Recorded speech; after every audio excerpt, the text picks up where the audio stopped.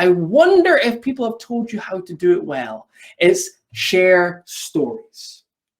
Share stories. Now, we know the importance of sharing stories. We know stories make things sticky. Stories make things more memorable. But stories are also really good at creating clarity and making sure that your point is clearly explained. And I believe that there's a few different types of stories you should be looking to include in your presentation.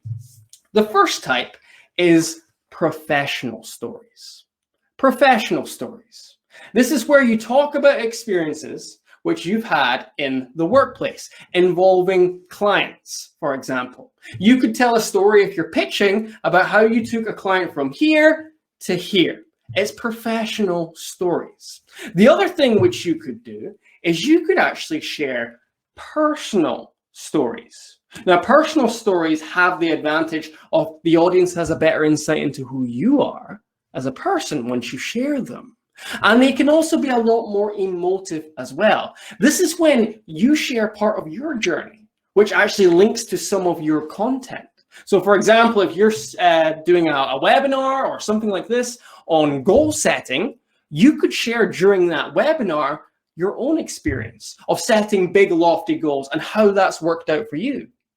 Maybe it didn't always work out. You can open up and share that and connect with your audience at the same time.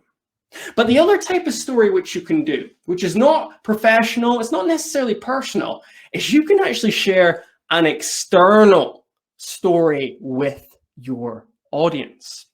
This is where you use an analogy or a metaphor or some other example to personify and push forward your point. A great example of this came from the legendary motivational speaker, Les Brown. In my opinion, the best speaker there has ever been. And he was delivering a session, I don't know, back in the 80s, the 90s.